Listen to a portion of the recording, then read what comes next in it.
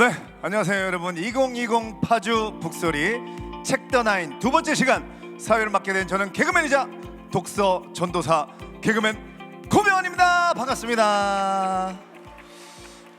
첫 번째 책더나인 시간에 우리 김소연 시인과 그리고 김복희 시인께서 나오셔서 우리가 읽은 사랑은 이란 주제로 정말 낭독도 해주시고 또 사랑과 인생과 문학 작품에 대한 정말 재미도 있고 의미 있고 많은 생각을 해볼 수 있는 그런 첫 번째 시간을 채워주셨습니다. 지금 첫 번째 시간인데 호응이 굉장합니다. 그래서 이번 두 번째 시간에도 또 뜨거운 시간으로 기대해 주시기 바랍니다. 책더나인은요 총 18분의 저자들이 온오프라인으로 강연을 진행해서 오늘과 내일을 관통하는 해안과 지혜를 여러분께 전달해 드리고자 합니다. 더불어 아까 첫 번째 시간에는 촉발, 이번 시간에는 도발, 그리고 오후에는 끝발이라는 재미난 키워드로 9개의 강연을 알차게 구성했는데요. 지금 만나보실 프로그램은 도발이라는 키워드를 가지고 오늘을 담아내는 시대 인식에 관해서 이야기를 해보고자 합니다. 오늘 모실 작가님은요 르포라이터로 활동하고 계시는 바로 은유 작가님이세요. 글쓰기는 자기 구원이 될 수 있을까라는 주제로 강연을 펼치실 예정인데요. 정말 저는 글쓰기가 자기 구원이 될 수 있다고 생각을 합니다. 정말 지금 보시는 분들 중에 그리고 여기 오신 분들 중에 글쓰기에 관심이 있으신 분들은 또 더욱 집중해서 봐주시면 좋겠습니다. 코로나19라는 예기치 않은 일상의 재난 그리고 장기화되는 고용 불안정의 상황에서 우린 저마다 존재의 불안을 안고 살고 있죠. 이 어려운 시대를 견디고 누리며 살아내는 방법은 여러 가지가 있겠지만 그 중에서 글쓰기가 또 하나의 해결책이 될 수 있을 거라고 생각을 합니다. 자기를 구원하고 삶을 지탱하는 글쓰기에 관해서 오늘 이야기를 나누게 되겠습니다. 여러분들 정말 기대되시죠? 코로나 시대를 헤쳐나갈 수 있는 해법 중에 또 가장 어쩌면 슬기로운 해답이 바로 글쓰기라고 생각을 합니다. 오늘 저와 함께 무대에서 우리 은유 작가님과의 만남을 진행해 주실 패널 작가님을 소개를 해드리겠습니다. 시인이자 편집자로 살아가고 계시고요. 또한 다수의 에세이 산문 작업에도 꾸준히 하고 계십니다. 그래서 오늘 이 자리가 더 잘 어울리시는 분이라고 생각하는데요. 오늘의 패널 김현 시인님을 소개합니다. 박수 보내주세요. 네, 안녕하세요. 김현입니다. 반갑습니다. 시인님 반갑습니다. 네, 오늘 이렇게 파주 북소리 축제 책더나인에 오시니까 기분이 어떠십니까? 네, 기분 굉장히 좋고요. 제가 한 1, 2년 전쯤에 이 장소에 와가지고 독자분들 만난 적이 있어요. 네, 그때는 조금 더 많은 분들이 함께 이렇게 눈빛 마주치면서 있었는데 오늘은 조금 더 멀리에서 지금 저하고 이렇게 좀 눈빛을 마주하고 계실 것 같아요. 그래서 조금 새삼스럽기도 하고요. 네, 기쁘기도 하고 그렇습니다. 멀리에서 계시기 때문에 좀 더 적극적으로 좀 더 에너지 있는 목소리로 좀 더 사랑을 더 담으셔서 이 카메라 뒤에 또 영상 뒤에 계신 분들에게까지 또 김혜신님의 마음이 전달될 수 있도록 또 우리 오늘 함께 진행해 주셔서 너무 감사합니다. 네, 알겠습니다. 등을 갑자기 떼게 되네요. 이렇게 등을 딱 떼고 가까이 다가가려고 하는 자세를 취하게 됩니다. 네, 알겠습니다. 저도 자세를 좀 이렇게 제가 김현 시인에 대해서 짧게 소개 좀 해드리겠습니다. 시인님의 작품으로 시집으로는 글로리홀, 입술을 열면, 호시절이 있고요. 산문집으로는 걱정 말고 다녀와, 아무튼 스웨터, 질문 있습니다. 당신의 슬픔을 훔칠게요, 어른이라는 뜻밖의 일 등을 출간했습니다. 제목을 읽어도 어떤 작가님이신지 알 것 같아요. 우리 시대의 목소리를 작품으로 분명히 발현하는 동시에 따뜻하고 다정한 감수성으로 상처받은 마음을 어루만지는 산문으로 큰 사랑을 받고 계시는 분이십니다. 어떻게 제가 소개를 잘한 겁니까? 네, 소개 잘 해주셨고요. 무엇보다 큰 사랑을 받고 있다라는 그 말이 무척 좋습니다. 네, 큰 사랑을 받고 있습니다. 저 진짜 당신의 슬픔을 훔칠게요. 이 제목만 읽어도 작가님의 마음이 따뜻한 분이시구나. 네, 제가 한동안 그 책을 내고요. 약간 눈물 사냥꾼이라고 다른 분들의 슬픔과 눈물을 사냥하는 그런 사냥꾼 노릇을 좀 했습니다. 야, 이거 오늘 저는 사실 웃음 사냥꾼으로 또 이름이 나 있는데 웃음 사냥꾼과 눈물 사냥꾼이 만나서 오늘 뭔가 잘 딱 맞네요. 네, 우리 독자 여러분들의 이제 감성을 또 양쪽에서 밀고 당기고 해보겠습니다. 알겠습니다. 그러면 먼저 우리 김현식님께서 오늘 강연자이신 은유 작가님의 강연 주제를 소개해 주시죠. 네, 오늘 은유 작가님과 함께 하실 텐데요. 사실 저하고 은유 작가님은 인연이 좀 있습니다. 네. 둘이 그 한 시사 주간지에서 연재를 번갈아 하면서 네. 연재 메이트로 이렇게 만나가지고 네. 그 이후에 사적으로 이렇게 우정을 좀 많이 쌓았어요. 네네. 그래서 저의 친한 친구이자 동료, 글 쓰는 동료이기도 하고요. 네. 그리고 제가 곁에서 본 은유 작가님은 무엇보다 사람의 말을 굉장히 잘 귀 기울여서 듣는 그런 사람이고요. 그리고 듣는 것을 잘하는 사람이다 보니까 당연하게 누군가에게 따뜻하고 다정하고 그리고 꼭 필요한 말들을 좀 전해줄 수 있는 그렇게 뭔가 잘 듣고 또 잘 말해주는 사람이기도 하고요. 그리고 은희 작가님 이제 뭐 책들 보시면 아시겠지만 뭐 들은 말들 또 본 것들 관찰한 것들 이런 것들을 또 글도 많이 쓰세요. 네네. 그래서 관찰자이기도 하고 네. 우리가 잘 못 보고 지나쳐가는 풍경이거나 혹은 그림이거나 이런 것들을 아주 또 예리하게 포착하셔가지고 그걸 글로 녹여내는 관찰자이기도 합니다. 네네. 그래서 아마도 오늘 글쓰기가 뭔가 구원이 될 수 있을까? 자기 구원이 될 수 있을까라고 하는 주제에 아마도 딱 그런 얘기들을 좀 준비하셨을 것 같아요. 네. 내가 본인이 들었던 것 혹은 봤던 것 이런 것들에 관해서 아마도 독자분들에게 관찰자로서 뭐 청자로서 이런 것들에 대해서 좋은 얘기를 들려드리지 않을까라는 생각이 들고요. 이런 얘기를 좀 하시더라고요. 누구나 살아온 경험으로 자기 글을 쓸 수 있을 때 세상이 나아진다는 믿음으로 여기저기 글쓰기 강좌를 진행해 왔다라고 아마도 본인 스스로 그렇게 얘기를 하시는 것 같은데요. 정말로 제가 곁에서 보면 어떻게 저렇게 바쁠 수 있을까 혹은 그 모든 것을 해낼 수 있을까 싶을 정도로 여기저기 독자분들 만나고 글쓰기 강좌하러 다니시고 그러시는 또 부지런한 글쓰기 전도사 같은 또 그런 분입니다. 지으신 책으로요. 그 싸울 때마다 투명해진다, 다가오는 말들이라고 하는 산문집이 있고요. 그리고 인터뷰집으로 폭력과 존엄 사이, 출판하는 마음, 알지 못하는 아이의 죽음이 있고 그리고 또 글쓰기 관련한 에세이를 좀 몇 권 내셨는데요. 쓰기의 말들 그리고 글쓰기의 최전선이라고 하는 책이 있습니다. 한겨레하고 경향신문에 지금 칼럼을 또 연재를 하고 계시고요. 오늘 글쓰기는 자기 구원이 될 수 있을까요? 라고 하는 강연은 아마도 이런 코로나19라는 예기치 못한 재난이나 그런 게 좀 장기화되다 보니까 생기는 어떤 불안이나 좀 뭐랄까요? 좀 불안정한 어떤 상황에 대해서 저희들 저마다가 조금씩은 어떤 존재적인 불안을 안고 살고 있는데 아마 그 불안에 대해서 그게 어떤 글쓰기가 어떻게 그런 불안이나 불안심 혹은 두려움이나 이런 것들을 극복해낼 수 있고 그 극복해내는 한 지점, 한 방법이 될 수 있을까 이런 것에 대해서 즐겁고 또 의미 있는 강연을 해주실 거라고 기대하고 있습니다. 김현 작가님께서는 당연히 이제 글을 쓰시는 분이시니까 뭐 자기 구원을 떠나서 좀 더 라이트한 언어로 그냥 글을 쓰시는 게 어떤 점이 좋으세요? 글 쓰는 거요? 네. 연애할 때 좋은 것 같습니다. 감사합니다. 그런 대답을 원했습니다. 그럼요. 연애할 때 글쓰기라고 하는 것이 아주 큰 요즘 사실은 잘 뭔가 이렇게 편지 쓰거나 글쓰기 잘 안 하잖아요. 근데 또 이렇게 모든 사람이 이렇게 디지털화 될 때 이렇게 살짝 아날로그적으로 손편지를 딱 건네주면 그게 또 이게 사르륵 다른 또 이런 게 피어나는. 정말 그렇겠네요. 이 글쓰기가 어쩌면 명품 백을 사주는 것보다도 어쩌면 돈을 몇백만 원을 아낄 수 있는 그런 감동을 줄 수 있는 또 그렇죠. 명품 백에 편지를 넣어주면 또 더 좋고요. 아니 약간 눈물 사냥꾼이라 그러시더니 우리가 그런 얘기 많이 하거든요. 저 개그맨이니까 이제 자네 혹시 개그맨 해볼 생각 없나 이렇게 하시는데 그게 최고겠네요. 명품 백에 손편지. 눈물은 잠시 뒤에. 잠시 뒤에.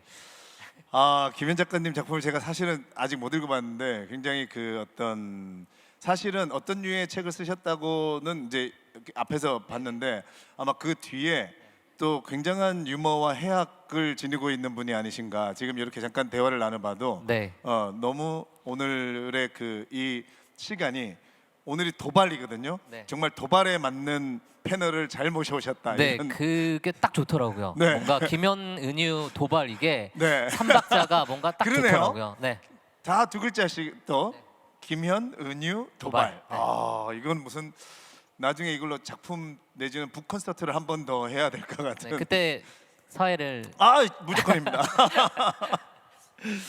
그래서 오늘 작가님의 이제 우리가 책더나인에는 모든 강연의 그 주제 도서가 있습니다. 네. 그래서 우리 은유 작가님께서 선정해 주신 주제 도서는 알지 못하는 아이의 죽음. 바로 요 책인데요. 뒤에 화면에 나오고 있네요.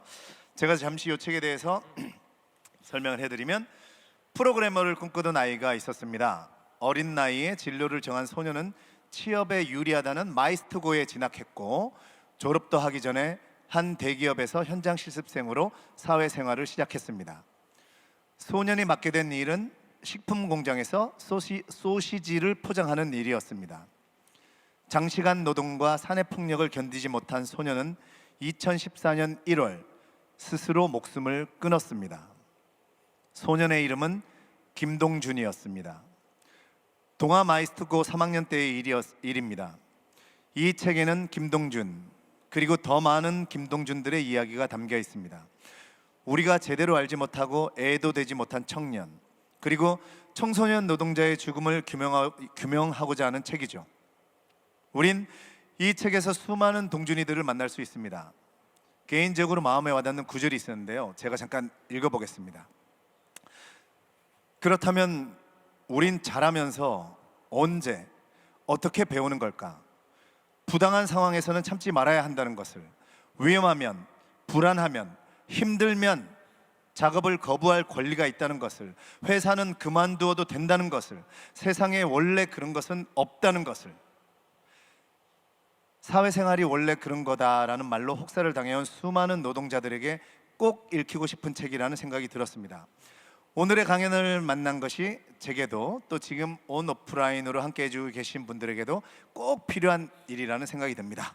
자, 그럼 이제 오늘의 주인공이신 은유 작가님을 모시고 먼저 강연을 요청을 해 보도록 하겠습니다. 여러분들, 현장에 계신 분들, 그리고 댁에서 또는 영상으로 시청하신 분들, 우리 은유 작가님을 큰 박수와 함성으로 맞이해 주세요. 네, 작가님 어서 오십시오. 네. 수줍게 웃으시면서 네, 반갑습니다. 예, 일단 바로 또 강연을 요청하기가 요 마이크 네. 안녕하세요. 또, 예, 네. 그래도 또 무대에 적응도 하시고 원래 네. 순서는 바로 강연하고 대화였는데 네. 그래도 또 몸 좀 풀릴 겸 대화 좀 하시죠. 네. 밑에서 보고 계셨는데 어떻게 은유, 김현, 도발 마음에 드셨습니까? 네, 도발해 보겠습니다. 글쓰기를 도발해 보겠습니다. 네, 오늘 오실 때도 좀 어떤 이 파주 북소리 축제를 네. 내가 이제 두 번째 시간인데 한번 두 번째 시간부터 도발해 보겠다는 의지가 가득하셨나요? 네, 오늘이 불금 아닙니까? 네. 알겠습니다. 네. 그러면 먼저 공부하고 저녁에 불금. 네, 알겠습니다. 우리 은유 작가님의 강연을 듣고 그 다음에 또 말씀 나눠보도록 하겠습니다. 은유 작가님의 강연을 큰 박수로 청해 봅니다. 네. 네, 안녕하세요. 네, 오늘 글쓰기는 자기 구원이 될 수 있을까라는 다소 좀 진지한 제목이기도 하고 큰 제목이기도 한데요. 제가 그 제목을 정한 이유는 글 쓰면서 제가 조금 한결 삶이 좀 나아졌다는 느낌을 가졌기 때문에 그런 제목을 한번 달아봤어요. 말씀을 드릴게요. 제 이름은 은유고요. 많이들 물어보셔서 제가 메타포 은유법 할 때 그 은유가 맞습니다. 제가 주로 눈 떠서 눈 감을 때까지 하는 일이 읽고 쓰는 일인데요. 제가 읽고 쓰는 일이 저한테는 저랑 상관없어 보이는 것들이 계속 상관이 만들어지는 일인 것 같아요. 그게 우리가 은유적인 작동 원리가 아닌가. 은유법이 뭐 내 마음은 호수다, 또 내 마음은 어떤 날은 폭풍우다, 이렇게 계속 관계가 만들어지는 거잖아요. 예, 그래서 제 이름으로 잘 지었다고 생각하고 있습니다. 예. 이것은 제가 펴낸 책들이고요. 글쓰기에 대해서 제가 쓰기의 말들이라는 책에 그런 첫 문장을 썼거든요. 나는 글쓰기를 독학으로 배웠다. 예, 그래서 처음에는 이제 독서죠. 예, 독서를 하다가 책에 관심이 생기고 이 읽은 책처럼 나도 글을 좀 잘 쓰고 싶다. 예, 이런 마음이 들어서 글쓰기를 하게 돼서 글쓰기 책이 2권 있고, 저 분홍색 책은 제가 한국 사회에서 여성으로 즉 엄마이자 아내이자 뭐 며느리, 딸, 그리고 일하는 여성으로 살아가면서 부대꼈던 경험을 담은 산문집입니다. 폭력과 존엄 사이 출판하는 마음, 그건 인터뷰집이고요. 우리 사회에 엄연히 존재하는 분들인데 보이지 않는 분들의 목소리를 좀 듣고 제가 기록하는 작업을 굉장히 좋아해요. 그래서 쓴 거고, 다가오는 말들은 아까 사냥꾼 시리즈가 있었잖아요.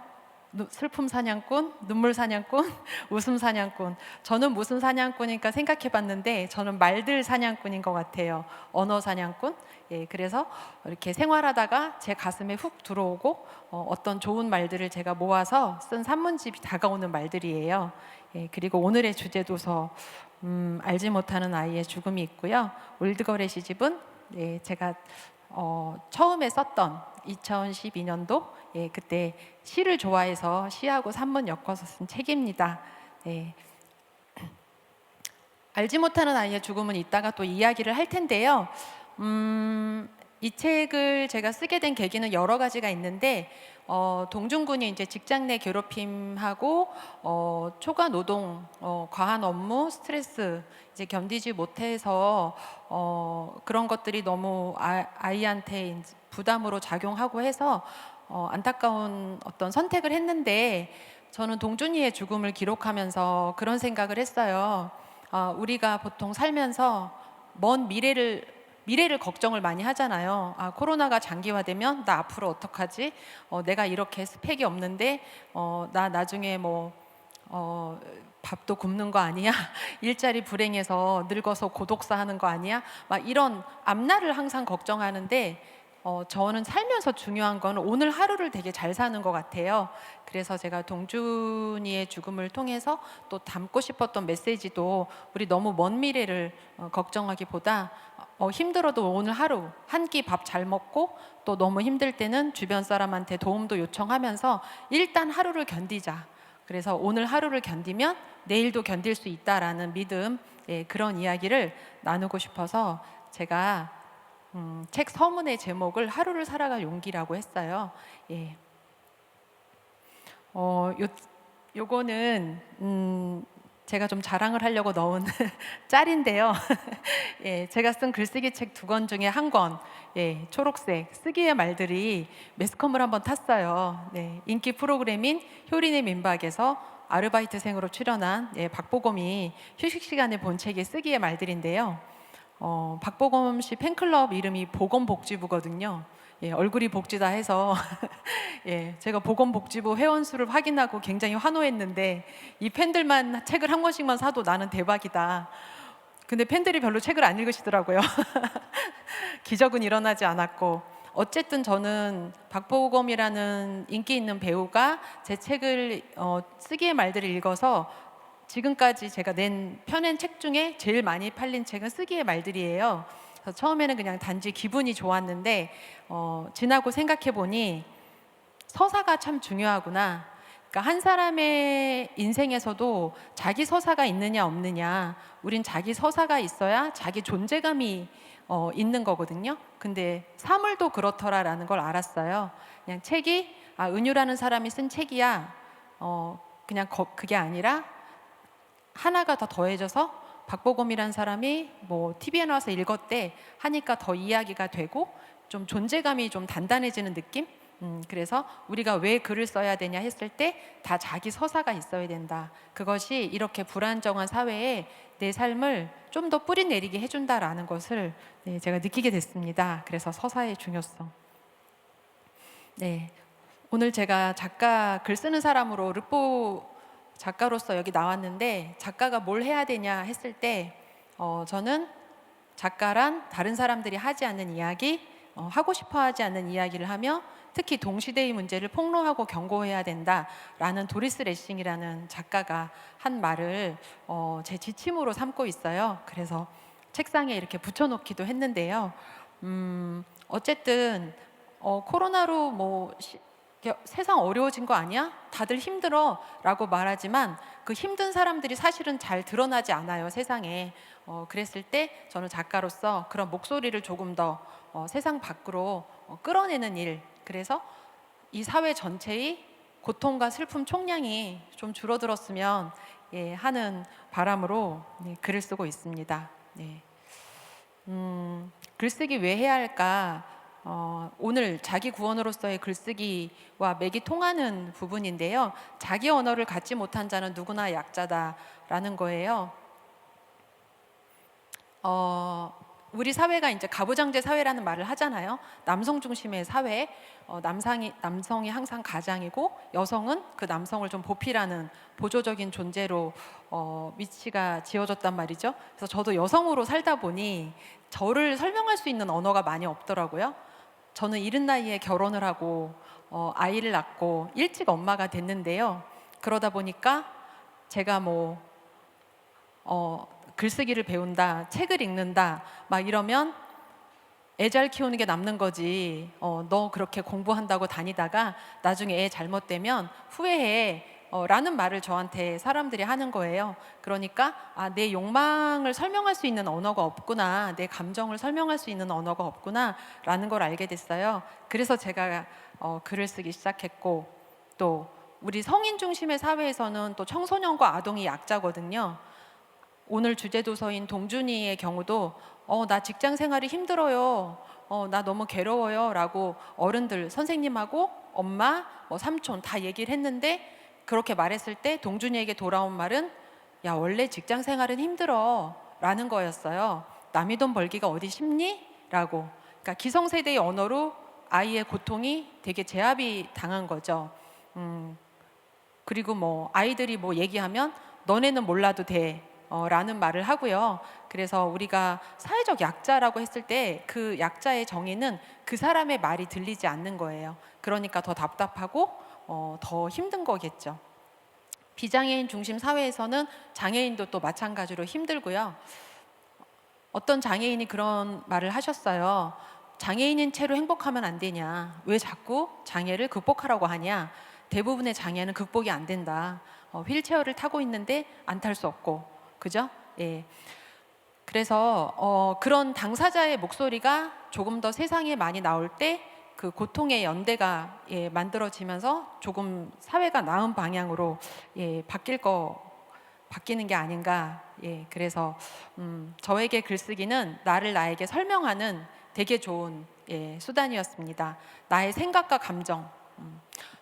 사실 글 쓰는 일이라는 게 자기 생각과 감정을 강제하는 일이거든요. 우리가 글 쓰지 않으면 생각을 강제하지 않아요. 그냥 생각하다 말아요.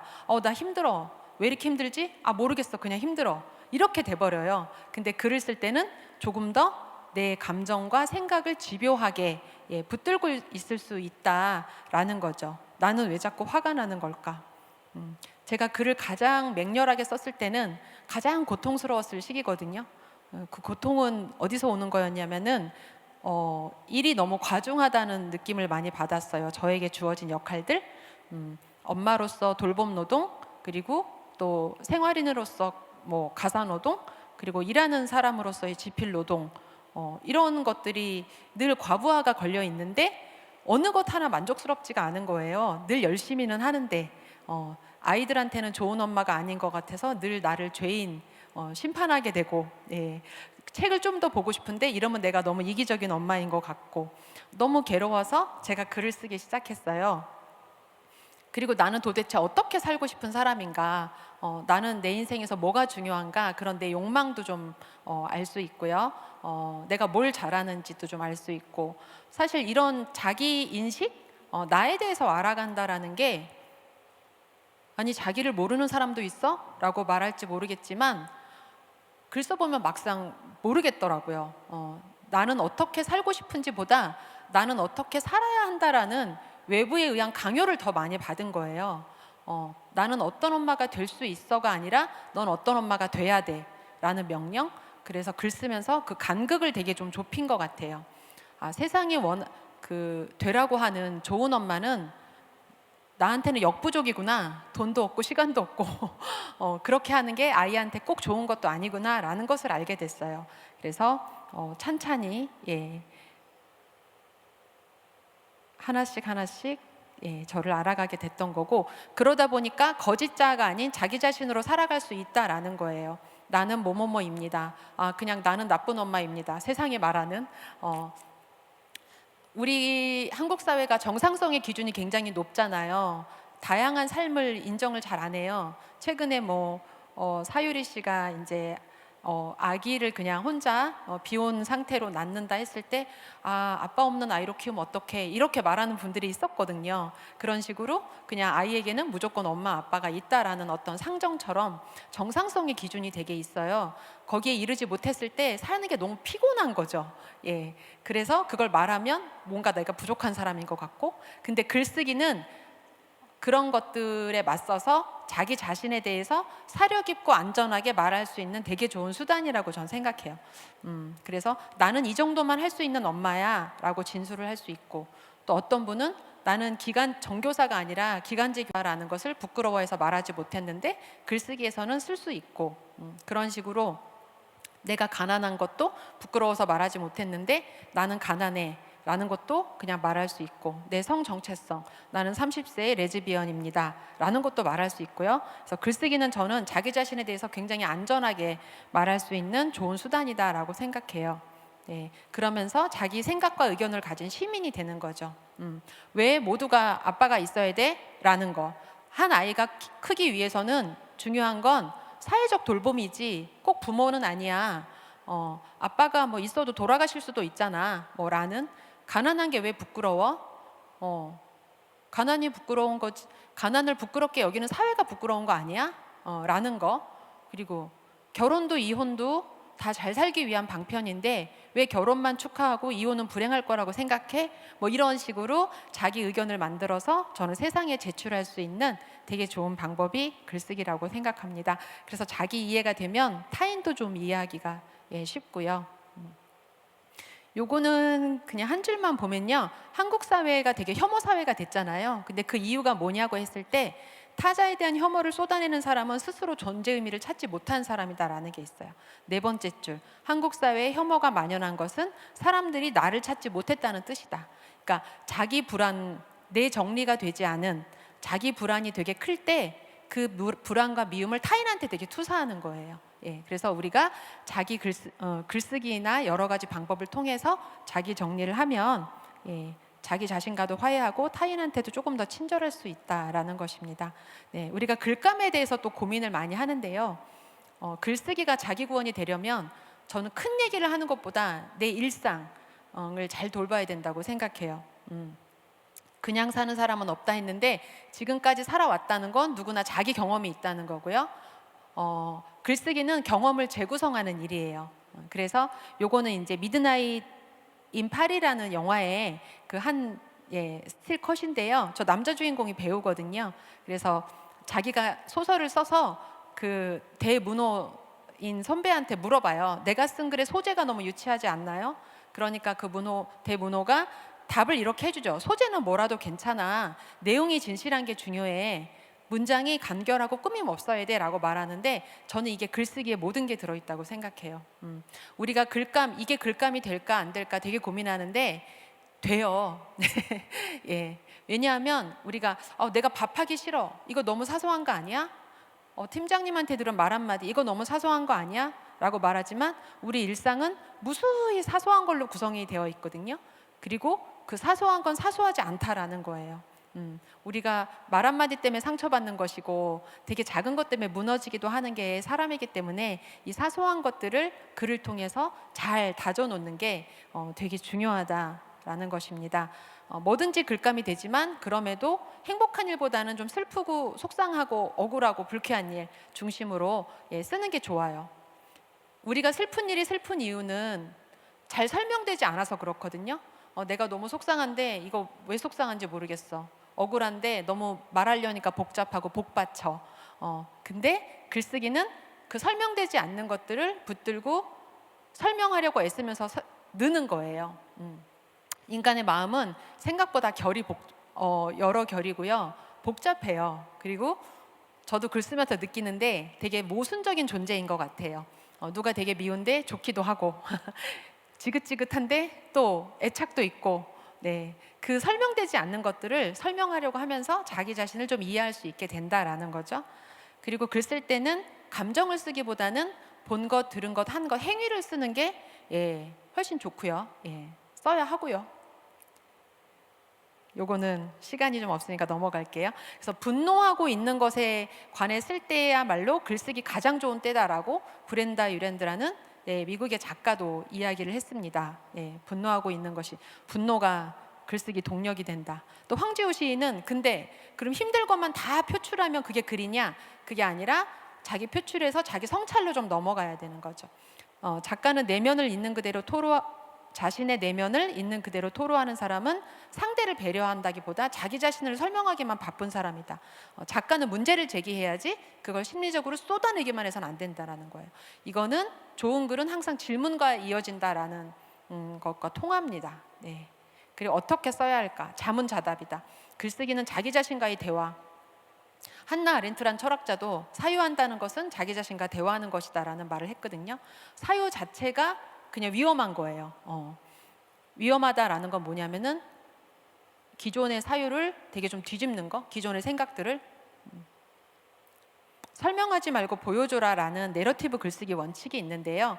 우리가 글 쓸 때 아까 본 것, 한 것, 들은 것, 행위 중심으로 서사를 구성해야지 감정을 자꾸 추상적인 단어로 설명하려고 그러면 글이 전달이 잘 안 돼요.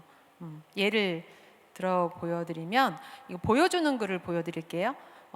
제 글쓰기 최전선에도 나온 건데 어느 날 대학원 수업을 듣는데 비평가로 유명한 동문과 교수 한 분이 아무 말도 없이 2시간 늦었어요. 교수실에서 기다리던 나는 화가 나기도 해서 나가자고 했는데 아무도 따라 나가지 않았죠. 근데 교수가 2시간 있다가 아무 말도 없이 와서 오늘 수업은 늦어서 못하겠다고 했어요. 어이가 없어진 나는 고개를 빳빳이 들고 교수님, 다음에는 저희가 수업에 2시간 늦겠습니다 했다. 그랬더니 교수는 안경 너머로 눈꼬리를 각지게 축혀 올리면서 단호히 안 돼 했다. 왜요? 하니까 나는 교수고 너희는 학생이니까 안 돼 라고 말했다. 그때 이미 나는 결심했다. 이 더러운 판을 떠나리라. 이렇게 됐어요. 이런 식으로 내가 한 것, 본 것, 들은 것을 쓸 때 그 나를 괴롭히던 상황이 잘 다시 설명이 되는 거예요. 글을 쓴다는 것은 자기 감정을 확인하는 게 아니라 재구성해서 내가 다시 판단하는 거죠. 그래서 보여주듯이 이렇게 생생하게 쓰면 내가 정말 떠날만 했구나 라는 걸 알 수 있고 내가 정말 이 말 때문에 상처받았구나, 그 말한테 꼭 사과를 받아야겠다, 어떤 그런 다시 재확인을 할 수가 있고요. 근데 만약에 이거를 보여주는 글이 아니라 설명하는 글로 쓴다면 한 줄로도 쓸 수 있어요. 교수들의 아나무인적인 태도와 대학 사회의 권위적인 질서에 난 염증을 느껴서 대학을 그만뒀다, 이렇게도 쓸 수 있거든요. 얼핏 보면 이렇게 쓰는 게 조금 더 있어 보일 수도 있어요. 그렇지만 도움이 안 돼요. 그냥 자기 감정을 이렇게 추상적인 단어로 하는 것보다는 그 장면과 내가 굉장히 불쾌했던 상황을 재구성하면서 그것에 대한 판단을 다시 한번 내려보는 게 저는 글쓰기고, 자기 구원이라는 것은 내가 여기에서 나와야겠다 나를 상처 입히는 곳을 나와야겠다, 혹은 싸워야겠다, 혹은 견뎌야겠다, 저는 그런 것들을 알아가는 것이라고 생각해요. 누구마다 취약한 지점이 있잖아요. 저는 이분이 나오길 잘하신 것 같아요. 이분이 나와서 지금 홍성에서 농사 짓고 계시거든요. 정직한 땅과 관계 맺으면서 살아야 되는 분인 거예요. 산문에서 모호하게 글을 쓰는 자는 되게 허세를 부리고 자기중심적인 자라는 거예요.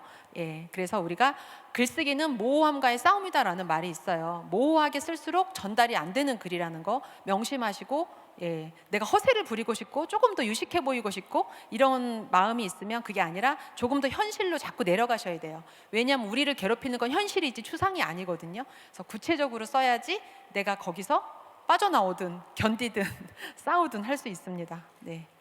이성복 시인이 신기한 것들에 한눈 팔지 말고 당연한 것들에 질문을 던지세요라고 말했거든요.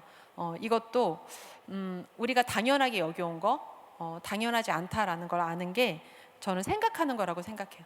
우리가 생각한다 했을 때 생각한다의 반대말은 당연하다예요. 당연하면 생각 안 하거든요.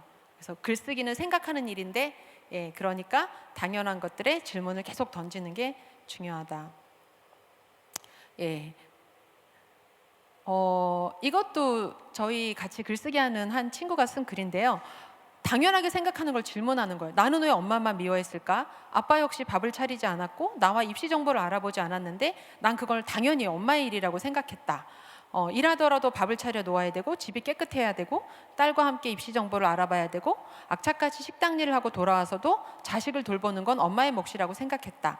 엄마 역시 좋은 엄마가 되기 위해 성한 곳 없이 일했음에도 밥을 못 해줘서 미안하다는 말을 항상 했다. 이런 글을 썼어요. 제목이 나는 왜 엄마만 미워했을까? 이분이 엄마에 대한 원망이 컸어요. 여기 있다시피 엄마가 일했고 내 대학 입시도 도와주지 않았어. 입시 전형이 너무 복잡하잖아요.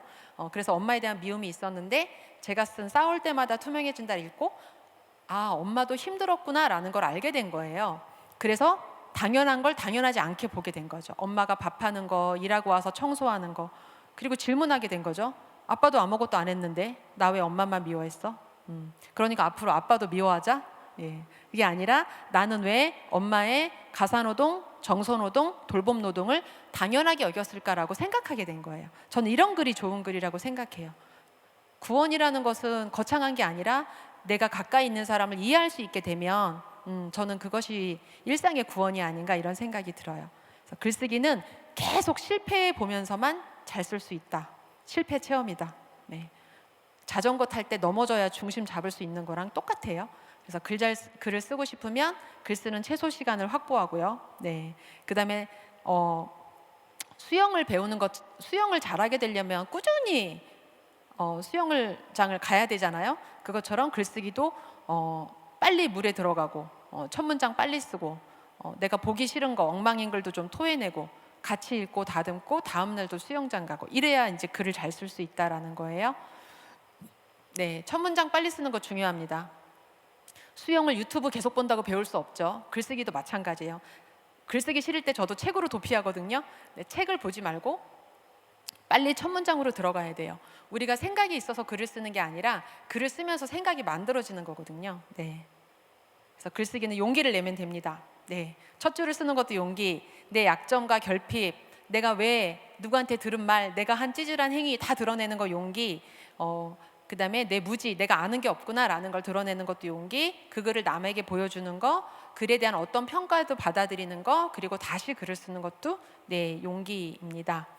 그래서 글 쓸 때는 이제 쭉 쓰고 없어도 되는 걸 좀 덜어내는 게 글쓰기에선 포인트예요. 왜냐하면 우리는 중언부언하면 메시지 전달이 잘 안 돼요. 그래서 이 사람이 하고 싶은 말이 뭐지? 이렇게 돼요. 그래서 생각보다 간결하게 글 쓰는 게 되게 중요하다라는 걸 알 수 있게 돼요. 이제 좋은 글이란 무엇이냐? 제가 생각하는 좋은 글은 조금 더 나아지는 거, 글을 써서 나도 나아지고 세상도 좀 나아지는 거, 존재의 풍요에 기여한다. 그래서 아까 글 쓴 사람이 보이는가는 그 사람만 쓸 수 있는 글인가라는 거예요. 나만 쓸 수 있는 글을 써야지 남이 좋아할 만한 글을 자꾸 쓰면 자기 구원이 될 수 없어요. 늘 타인한테 인정받는 종속적인 존재만 되는 거예요. 그리고 질문이 들어있는가? 아, 좋은 엄마라는 게 뭐지? 아, 그래. 아이가 잘 크기 위해서 필요한 건 뭐지? 나는 왜 엄마만 미워했지? 이런 거 다시 생각해 볼 만한 지점이 있는 게 글쓰기고요. 네, 메시지가 정확해야겠죠. 네, 한 편의 글을 다 읽었는데 그래서 하고 싶은 말이 뭐야? 이렇게 되면 안 돼요. 네. 나쁜 글은 무엇을 썼는지 알 수 없는 글. 제가 제일 중요하게 생각하는 건 네 번째 줄인데요. 자기 생각은 없고 남의 생각이나 행동을 흉내낸 글이에요. 보통 남의 생각이나 행동을 흉내내는 이유는 안전하려고, 글 써서 욕먹지 않으려고 이상한 사람이네 손가락질 당하지 않으려고 그러는데, 사실 저는 그런 글은 안 써도 된다고 생각해요. 글쓰기는 자기 찾는 일이니까. 그래서 글을 잘 쓴다는 건 자기 글을 믿고 자기 자신을 믿는 거죠. 예, 한 번도 누구에게 지지받아 보지 못했지만 내가 나를 믿어야 내가 나를 구해줄 수도 있는 거예요. 그래서 자기를 믿고 자기 글을 믿고 위험을 감수해야 돼요. 남들과 달라지려고 해요. 이게 억지로 막 특이한 글을 쓰라는 게 아니라 우리 얼굴이 다 다르듯이 똑같은 글은 있을 수 없거든요. 네. 그리고 스스로를 부단히 연마하는 것이다 라는 게 있습니다. 그래서 글을 써나가면 우리는 점차 생각을 말하는 법을 배우게 되고 자유로워져요. 저는 그게 구원인 것 같아요. 너 이러면 안 돼, 너 나중에 불행해, 어째 하는 세상의 많은 말들로부터 내가 나를 보호하려면 자기 언어가 있어야 되거든요. 그리고 가식과 허세를 부리지 않는 법도 배우게 돼요. 있는 그대로 나를 인정하고 거기서부터 살아가면 된다라는 게 저는 굉장한 힘이 된다고 생각해요. 가식과 허세를 부리고 어떤 척을 하면서 쓰는 에너지가 생각보다 많거든요. 근데 그 에너지만 안 써도 네, 잘 살 수 있습니다. 네, 그래서 뭐 글을 쓴다고 크게 달라지는 건 없는데 전부 달라진다. 예, 삶의 옹호자가 된다는 면에서 그렇다. 저는 글 쓰면서 좀 달라진 게, 예전에는 사람들에 대해서 좀 함부로 평가를 많이 했던 것 같아요. 저 자신을 포함해서 저런 게 어딨어? 뭐 저 사람 좀 찔리는 거 있는 거 아니야? 막 이런 식으로. 근데 지금은 조금 더 이해해 보려는 노력을 하게 된 거죠. 네. 그래서 다른 사람의 처지를 생각하고 그 처지가 되어보는 것, 그것이 작가의 일이다. 이게 제가 참 좋아하는 글쓰기 명언인데요. 자기 구원이라는 거, 자기한테 집중하고 자기 생각을 알아가는 것이지만 이 세상에 오롯한 나라는 건 없는 거잖아요. 나는 관계 속의 나기 때문에 나를 이해한다는 것은 곧 나와 관련된 상대방의 입장에 서야지 또 나를 잘 이해할 수 있다, 이런 이야기입니다. 네, 그래서 네, 제가 준비한 것은 여기까지입니다. 도움이 되셨는지 모르겠네요. 고맙습니다.